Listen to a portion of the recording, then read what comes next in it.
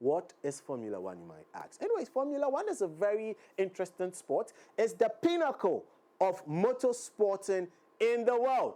Pinnacle. So just like you have the World Cup for national teams, you've got a Club World Cup for club teams, you've got the Olympics for athletics. Formula One is that for motorsport. So aside Formula One, there are other kinds of motorsports under the FIA. FIA is the body that controls Formula One. But when you draw it down to Formula One is made up of 10 teams, 2 drivers each.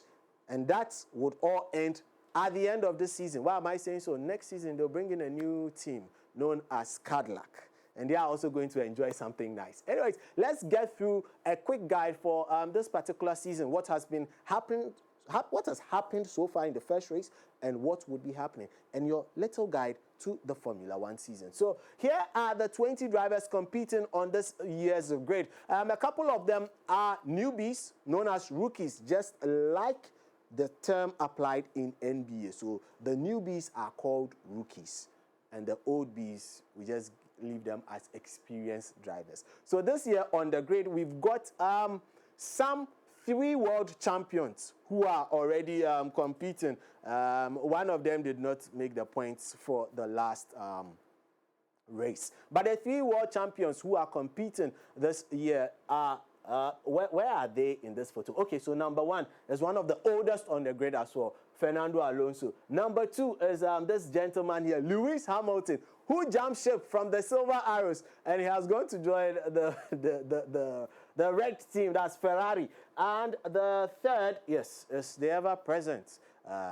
We'll get into a certain conversation I really want to talk about, but the ever-present Max Verstappen. So these guys race for various teams. Now let's get to talk a little bit about their team. So we'll get into their names here as well. So there's the McLaren team. They are the current constructors champions. So in the world of Formula One, there are 2 championships that are fought for every season. Number 1 is the Drivers' Championship. Number 2 is the Constructors' Championship. So the Constructors' Championships are meant for the companies that they drive for, or the teams they drive for, and then the Drivers' Championships, obviously, are individual accolades. So there are 10 teams, like I said. So there's McLaren, there's Ferrari, there's Red Bull Racing. There is Mercedes. They have a really long name, but we'll keep it at Mercedes. They have a really long name. We'll keep it at Mercedes. Aston Martin is there. They have a special story. When your father owns a team, you can drive. There's Alpine. There's Haas, the only team from the States in this particular competition for now. And then there's Racing Bulls. Their name is confusing with Red Bull. Reason being, they're actually the junior team of Red Bull. Don't worry, I would explain why Red Bull has 2 teams in this. But they're also known as VCAB.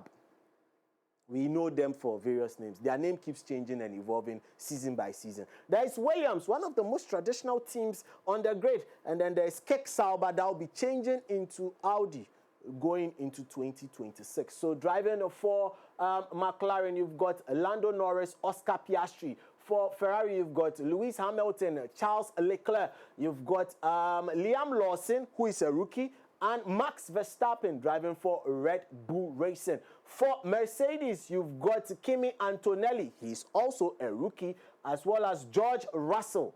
And for Aston Martin, they kept their driver lineup from last season. That's Fernando Alonso and Lance Stroll, whose father co-owns the team. For Alpine, you've got Jack Doohan, who is also a rookie, and then Pierre Gasly. He is also driving for Alpine. For Haas, they've got Oli Berman and Esteban Ocon. Esteban Ocon is one driver I really like to take a look at a lot of the time. But Oli Berman is a rookie. Now, for Racing Bull, they've got one guy who I wish was driving for Red Bull, but that's my opinion anyway. They've got Yuki Tsunoda, and they've got Isaac Hadjar. Isaac Hadjar is a rookie. We'll get to talk about Isaac very soon because he did something special going into the race over the weekend. We did not expect that, by the way. But for Williams, you've got Carlos Sainz, who moved from Ferrari, and then Alex Albon, one fantastic driver. Really, I want to see him in a different car. in a really, really pacey car, I know he can do something special. But for Kicksauber, you've got Bortoleto and then Hülkenberg. They make up the grid for the season. Now, how are points awarded? So for the Drivers' Championship, when you win a race, you get 25 points. Yes, 25 points. It goes down that way till you get to the 10th position. When you get 10th on the grid, you get 1 point. Anything below 10th, you get 0 points. My producer was asking me, but why? That's a cheat. No, that's the point scoring system. Just as when you play a 0-0, you all get 1 point. When you play a 4-4, you all get 1 point in football. That's how it works. So those are the laws. But the race weekend starts, it's a 3-day affair. It's really interesting.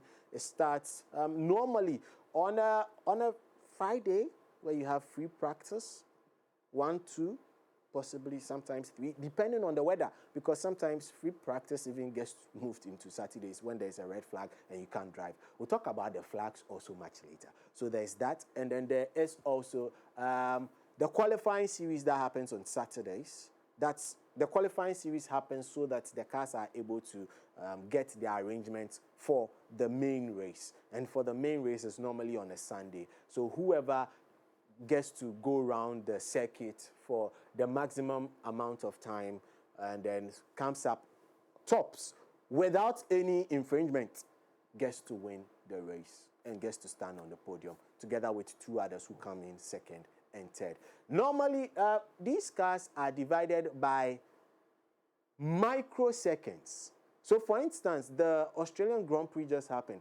The first person on pole and then the second person were divided by 800th of a second. That's how small it is. Really, really small. So with Formula 1, 1 second is a whole world in Formula 1. Anyways, so that's a little guide to your Formula 1 season. The races are going to go on from now to the 7th of December. And there will be the mid-break in somewhere where there is the summer. But the cars are constantly being improved. As it stands, one team has got the pace and other teams are trying to catch up. We'll get to talk about that very, very soon. Very, very soon. But quickly, so that's your little guide to the F1 season for 2025.